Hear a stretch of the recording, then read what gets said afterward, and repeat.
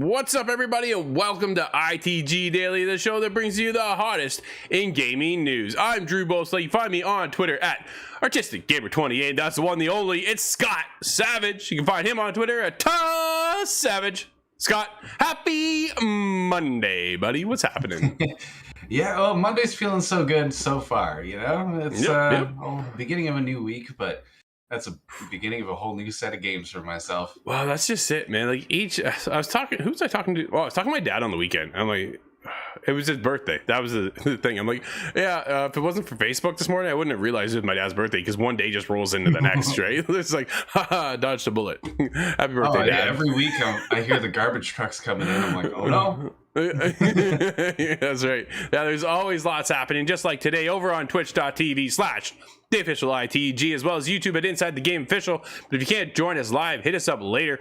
InsideTheGame.ca, podcast services, and TV streaming networks around the globe. Scott, coming up on today's show, Mario Kart 9 is in active development. Well, I'll be, Scott. How about that? How big is too big? Dying Light 2 is going to require some time to complete everything, and Ubisoft's next title is coming to Xbox Game Pass. Ooh, Scott. That Dying Light is big news for me. We know how I get bogged down in games. We were just talking about that. Absolutely. Let's get into what's happening with Mario Kart 9. It's in active development and comes with a new twist. Analysts claim. This comes from Ryan Craddock over at Nintendo Life. It feels like an awfully long time has passed since the last traditional Mario Kart experience came our way. Mario Kart 8 Deluxe arrived on Switch back in 2017, which itself was a release of 2014's Wii U entry, and with mobile's Mario Kart Tour and experimental Switch title Mario Kart Live home circuit filling the gap since. Some fans are beginning to wonder when the next main game will arrive. According to one trusted games industry analyst, the next entry could actually be speeding into view quicker than you think. We'll see about this. Catan Games' Dr. Sarikun Toto has shared his gaming predictions for 2022 with GamesIndustry.biz, noting that he believes the industry will likely see fewer delays this year and the crypto gaming could be about to get even bigger. In amongst those predictions, though, Toto discusses what he calls Mario Kart 9, a true successor to Mario Kart 8 that he claims is in active development. Quote, I am aware Mario Kart 8 Deluxe is still selling very well on the Nintendo Switch, but Mario Kart 9 is in active development and comes with a new twist. And Nintendo could tease it this year, end quote. Scott, what's the twist? Any idea? I'm wondering on that myself because, well, Double Dash, I have to bring that up every time Mario Kart comes up. Double Dash was on the GameCube. I think that was 2003, maybe 2005, something like that. So yeah, that was a big twist, so to speak, with just the ability of having two riders on a cart. You're switching sides. There's a bunch of stuff they added to it, but I'm not really certain what they could change to Mario other than adding the gyro controls. Which I think would be very natural on Switch, although with the screen, do you want to turn the screen at the same time? Yeah, I don't know about that. Dude, I remember being as a kid when we're playing, going back to GoldenEye and trying to shoot around a corner and actually like peeking. I've got a friend that still does that. It's funny. That's funny. Toto also believes that 2022 could be another mobile take on a classic Nintendo IP. Quote, on mobile, Nintendo has been very silent since Mario Kart Tour's launch in 2019, but I think 2022 is when we will see an established IP arriving on smart devices again, end quote. What? I wonder if that would... Yeah, what could that be? I was going to ask. I'm trying to think of all the things that are on mobile now. There's the there's so many kind of thing. There's Where's Zelda? Dude, are they going to bring Zelda to mobile? Oh, I don't know if I'd be so excited about that, but the possibilities are there. There's top-down Zelda that could do really well. Sure. And that would fit. And mobile is growing technology-wise. So it's possible. I'm thinking Pikmin. Oh, that's probably actually a good take. Pikmin might be a good choice. Yeah. And I think it would adapt well too to the mobile control scheme, right? I think that's the biggest if they thing. ever let Sakurai out of his cage, maybe a Kid Icarus. Who knows I about know that he one? wants to be one. We'll see, Scott. But yeah, Nintendo, obviously, we've all been waiting for Mario Kart for years now at this point to get something new and fresh into the world. But like he says, though, dude, it still sells. It was the number one title over in the UK again last month. Like, it's unstoppable. So do you really need to make a new one? That's the other side, Scott. Yeah, well, it'd be weird because there's not really much of a competitor on the Switch for it. Then Nothing. it'll keep Let's be honest. selling. There's nothing quite there other than Mario Kart. But I'm thinking, well, there was talk with the F-Zero game director way back. Sure. Why can't we get another F-Zero game? And he was quoted as saying, well, there's no new technology for it. And if you want that game, basically go back and get it. Yeah. We since have the Switch, and there's so much technology packed into that was absent. Super Switch. Super Switch. I'm still waiting. But I think in both cases, this is the time to reinvent the wheel. Both. Whether it's Mario Kart or Diddy Kong. Waiting on a Diddy Kong comeback. When's the last time we saw Diddy Kong Racing? When did that come out, Scott? Any idea? Oh, I want to say that must have been early 2000s as well. I'm checking. Might even go back before that. Now I think I was 97 about 7 years old. 97, dude. It was Diddy Kong Racing back in the day. So yeah, it's definitely been a while. I wonder if we'll see anything on that. But Mario Kart, everybody loves Mario. It's just such an easy sell for Nintendo. But honestly, they could just reskin it again and it would still sell. They could call it Mario Kart 8 Deluxe 8.5 and it would sell. Like it's just how easy it is for them to sell a Mario Kart title, right? Because everybody's dying for anything in that franchise just to get a little bit more taste of Mario Kart. But Man, Scott, I got an idea on the twist. And maybe the twist is that they add hovercraft and they add aircraft to the races, and bam, we're back at Diddy Kong. They combine the two. Maybe that's what they're gonna do. But Sonic is a guest character. Well, we'll see. We'll see what happens, Scott. But let's get over in the world of Dying Light 2. Will take at least 500 hours to complete, according to Techland. Man, that's just. How much is too much, Scott? This comes from Don Pepiet over at VG247. Are you looking forward to leaping from rooftop to rooftop and battering some zombies around the head with a big, heavy lead pipe in Dying Light 2? Well, reckon. Most anticipated I know you are. I know you are. Reckon you could pull the fun of that game out for 20 days solid. You might have to if you want to complete the upcoming open world action title completely. In a new tweet posted over the weekend, Techland has announced that it'll take around 500 hours to fully complete its upcoming survival sequel. This equates to just over 20 days of playing time, playing the game 24/7. If you were wondering, that is ridiculous. To fully complete Dying Light 2 Stay Human, you'll need at least 500 hours, almost as long as it would take to walk from Warsaw to Madrid. The studio announced proudly in a tweet. This is. I'm thinking nuts. of things I've done in my life. I think my last co-op term for being an electrical engineer was about 500 hours. Oh man, you're supposed to do that over a semester. Those 8-hour shifts. Yeah. Holy. In a response to the people tweeting angrily about the reality of pumping 500 hours into a single-player game, yeah, no kidding, Techland clarified its initial statement, noting 500 hours is related to maxing out the game, finishing all the quests, endings, and exploring every part of the world. But a regular player should finish the story and side quests and do quite a lot of exploring in less than 100 hours. So don't worry. End quote. Okay.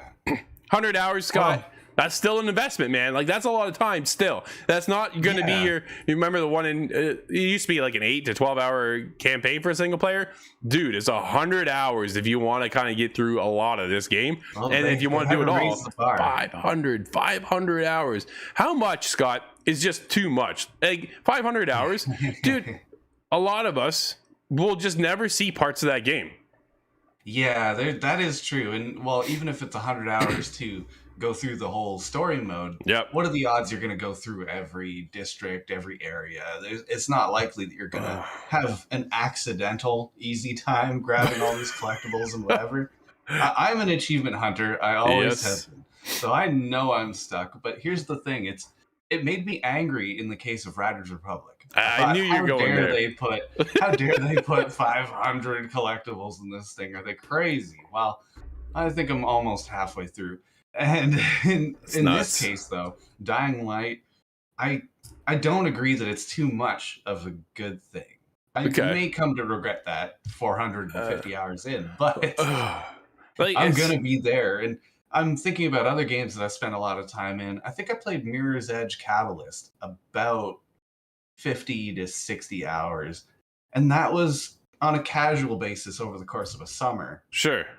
So, that's fair. Dying Light 3 is going to be quite a while away. So I know I have a huge longevity here. Well, that's just it, right? Like, I remember Paragon. Dude, when that was out, I put 130 to 150 hours into that game. You were big on that one, I hear. Huge. It was a multiplayer game, right? It was a MOBA, so definitely different than what I ever play. Completely different. The other game I think of is going back to the days of Assassin's Creed Brotherhood multiplayer. And the hours I sunk into that. But dude, that was, again, a multiplayer game, not a single player game, right? So you're in there with your friends, goofing around, having a good time. Not to say that you're not going to have a good time playing Dying Light 2, but when it's single player focused and it's 500 hours to complete everything, how much of the resources and time went in to create all of this for, what, 1% of the people, 2% of the people to see maybe parts of the game? Yeah. That's they could have put that time I look into at it. Another. Well, I don't know if. Dude, they could put it into DLC. Another game. Well, exactly. DLC or a whole entire Dead Island. I know that's not happening, but I'm hopeful still. It's not happening. That's not happening. I'm looking at every Zelda game I think I've played up until. No, probably including the Wii. I don't know if I've spent 500 hours on them combined. Well, that's just it. It just becomes like, we talk about The Witcher 3, and I know people who put in 400 hours on that, but that's including DLC. Like, yeah, it's just 500 hours for me is a little extreme. I'm approaching right now. I'm over the 60-hour mark with Assassin's Creed Odyssey, and I'm starting to get burnt out. 500 hours, right? Like, it's was something that became a little bit of an insider joke because we were with Nate and I. How big does it have to get? Is it going to be the entire continental? Oh man, eastern seaboard? And I've seen it. I'd say at this point, 90% of that map. I think I'm somewhere around 65 hours. And I don't feel like I'm any closer to the end of the story. Like, I think I'm over the halfway mark, obviously, but it's still you're about 10 hours past the credits rolling. The title screen. Yeah, that's right. It's just nuts, man. But speaking of Ubisoft, Scott, this brings us up to Ubisoft bringing Ubisoft Plus to Xbox and Tom Clancy's Rainbow Six Extraction to Xbox Game Pass and PC Game Pass. Got this the other day in a press release. Ubisoft announced that it will bring Ubisoft Plus, its subscription service, to the Xbox platform in the future. The company also shared that it will offer Tom Clancy's Rainbow Six Extraction, a tactical co-op FPS that brings a whole new squad-based PvE experience to the millions of players in the Rainbow Six universe and beyond. Beyond Good and Evil. We'll see if we ever see the sequel to that. To Xbox Game Pass. Forget, by the way. Yeah. I don't think any of us will. To Xbox Game Pass and PC Game Pass members when the game launches on January 20th. Scott, Ubisoft Plus, I think, is a great bonus to get on Xbox, but we're getting right now Extraction. Rainbow Six is taking a very different approach, bringing Chimera, this alien race, into the fold. We saw this as an event back in Rainbow Six Siege. This was, I want to say it was like 2 years ago when we saw that Halloween event kind of hit. It must have been further back than that. Maybe. I think it was before I had met you that I played it. Really? That was before the pandemic? Must put it in 2018 or earlier. Ah, fair enough. Fair enough. It seems quite a while away, but then thinking it did spur on the whole development of a brand new game, right? So it's got to be more than 2 years ago. When did we go to Ubisoft? Because we saw the game in development there when we were there, right? You remember that? That was the biggest thing. But getting back to 2 years. It's gotta be. Either way, this idea stemmed from this whole alien race of Chimera coming in and taking over characters. It looks cool. Here, dude, parts of me are very worried about this game. And I'm a huge Ubisoft fan. I don't hide that. I love where Ubisoft takes a lot of their games. A lot of the games speak to me as a player from their own perspective of third-person and first-person shooters. I'm a huge Siege player. We all know that. But getting into Extraction, taking a very drastic approach compared to what we're used to with Siege, obviously, bringing in this whole alien race. The game started off at the full price, dropped to then $40 price tag, which I think was that US. Was a little worrisome, but right? I don't know if that worry is well placed. And then now it's coming to Xbox Game Pass. Do you feel Ubisoft is confident in what they have here, Scott? It does seem a little nervous to put it on Game Pass again, because that's kind of there's always the debate: is there money lost when you do that, or does it get it in front of more people? Of course, they take a payout immediately, so that helps. It does kind of again boost a little bit of the worry that I have here, but I think most of that is to offset people's idea of this game changing. Because if it was Siege 2, it would sell like hotcakes. Oh, man. They don't have to do any marketing on that. But no, for in sure. this case, it's something different. People are talking about it as being in the Left 4 Dead kind of space subgenre, but much stronger. Your life matters a little bit more, perhaps. Well, but I'm also curious as to how this fits into the Ubiverse. Well, I'm excited for the game. I'm not a huge zombie kind of player, but this one has my interest, obviously, because of Siege. And then the idea of you losing one of your operators and then you have to go in to find them and stuff, and it's co-op. I think a big, huge advantage is now that's coming to Xbox Game Pass. So those who are worried about the game or are a little concerned the fact that it was initially launched or announced as a full price, they dropped it down to $40, right? When the minute they dropped that, Scott, that's when I was like, uh-oh.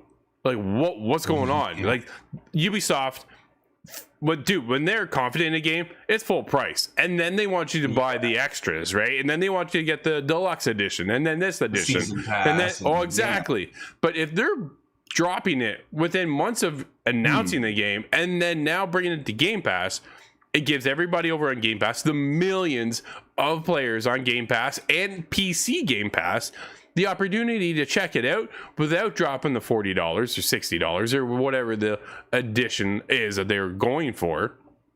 Get into the game, build the hype, and those who don't have Game Pass hear about the hype, hear how good the game works, how well it runs, this, that, the other, right? And then all of a sudden now you're stemming off over into the world of PlayStation and buying it over there. Dude, I'm still waiting. We heard rumblings of PlayStation and what they're working on for a Game Pass like experience over there in the world of PlayStation. I'm still thinking they should name it Play Pass. They're not gonna. PlayStation, play everything, play now. Play everything.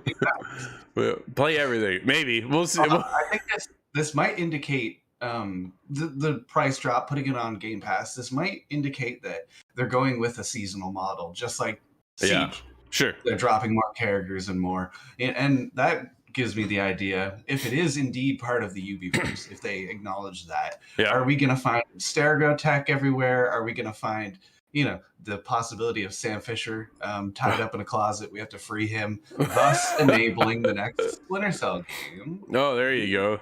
There you go, right? We have a quote here, Scott. Quote, by making Rainbow Six Extraction available on Xbox Game Pass and PC Game Pass members on day and date of its launch, we're demonstrating that we believe in the value and choice that game subscription offers to players. End quote. This comes from Chris Early, the Senior Vice President of Strategic Partnerships and Business Development at Ubisoft. Quote, Rainbow Six Extraction for Xbox Game Pass and PC Game Pass members is just the beginning. Ultimately, we will offer the Ubisoft Plus subscription service to Xbox owners that they can enjoy the full extent of our Ubisoft Plus game library, including new releases on their consoles, end quote. Scott, that's huge. That is huge. If you no longer have to worry about, here comes Assassin's Creed, you have Xbox Game Pass, Dude, you don't have Valhalla yet. Now you can. Whenever they launch that, now we don't know when they're launching the Ubisoft Plus, but they're coming in the model of EA Play, right? EA Play is there. They do the same thing. And now here comes Xbox. Yo, PlayStation's got some catching up to do. Now, I think it's important to note that this isn't just joining Game Pass as a whole. Ubisoft Plus is not quite added in the same way that EA well, is. it may fit into the Game Pass Ultimate. I'm not certain on that. I wouldn't be surprised. Come at just a premium upgrade kind of thing. No, for sure. I think it's a huge move, though, that Xbox is, again, working with developers to bring in their services on their own service platform. Like, what a game changer, Scott, that's going to be. I'm a little worried if Skull and Bones makes it on there exclusively, though. And then I need another subscription and then another subscription, and that would set the whole industry on fire. Everybody would do that. So yeah, what's setting on fire right now is what Take-Two announced: acquisitions of a mobile game giant, Zynga, for $12.7 billion. This comes from Andy Robinson over at VGC. Grand Theft Auto parent Take-Two has announced its intention to acquire mobile games giant Zynga in a deal worth $12.7 billion, the biggest ever in the games industry. The deal will see the combination of Take-Two's blockbuster console and PC franchises, including GTA, Borderlands, NBA 2K, and BioShock, with Zynga's hugely popular social gaming brands, including Farmville and Words with Friends. In a statement, Take-Two said the acquisition will establish it as one of the largest and most diversified mobile game publishers in the industry. End quote. Zynga has more than 183 million monthly active users playing its mobile games. Holy. Whoa, Scott. Well, that kind of justifies the price tag, I suppose. Absolutely. I think what Zynga has built is absolutely incredible. The mobile market it's taken a while, but it blew up, and it's been blown up for a while now, for a long time, actually, I should say, and it's only getting bigger, dude. It felt like a bit of the Wild West out there for the first decade. Well, since I played Snake on my phone in 2000. But now we're seeing kind of the modernization as companies pick them up, as Nintendo and others have started getting their own gaming divisions. And exactly. I think Pokemon Go is really the catalyst that's elevated that. But it's interesting to see what kind of things do you think Take-Two is going to put out from here? Are we going to get brand new Farmville? Are we going to get GTA on the mobile? That's of course where I think. But yeah, sure. Following the acquisition, Strauss Zelnick will continue to serve as chairman and CEO of Zynga, while the management team of Take-Two will lead the combined company. Zynga will oversee Take-Two's own mobile efforts going forward, including the T2 mobile game businesses, which will operate under the Zynga brand as its own label within the company. Take-Two existing mobile offerings include Dragon City, Monster Legend, Top 11, Two Dots, and WWE Supercard. The Zynga deal represents the biggest acquisition ever in the games industry, eclipsing Tencent's investment in Supercell for $8.6 billion and Microsoft's buyout of Bethesda for $8.1. Thanks to the deal, Take-Two said it expects mobile to comprise over 50% of its net bookings in the fiscal year of 2023, as compared to this estimated 12% for fiscal year for 2022. Scott, this is a huge move. Nothing really is going to change, except that Zynga is really taking over now for Take-Two's mobile division as well, and it's only going to explode. Half of their revenue coming in now will be from mobile. Well, that tells me that they do intend on supporting that. Absolutely. I think this is an incredible move, and one that the mobile industry will just kind of benefit from, because now you have the ability to Take-Two's library as well, right? That's the biggest thing. We've seen Take-Two come there. We have GTA on mobile. We already see it's there. It's probably better than the trilogy, if I'm being honest, that just recently launched. But that's the thing, right? You now have this whole library that Take-Two's been building for years. Dude, we gonna get Red Dead on mobile? Oh, that could be cool. Oh, there's a lot of those stories of games that we haven't seen since PlayStation Portable. Yep, absolutely. That has been cool, Scott, and that's going to wrap up today's show. Everybody, thank you for hanging out with us. This has been ITG Daily, the show that brings you the hottest in gaming news. You can always join us live over on twitch.tv/theofficialITG, as well as YouTube at Inside the Game Official. If you can't join us live, hit us up later. InsideTheGame.ca, podcast services, and TV streaming networks around the globe. I'm Drew, that's Scott, and we'll see everybody tomorrow inside the game.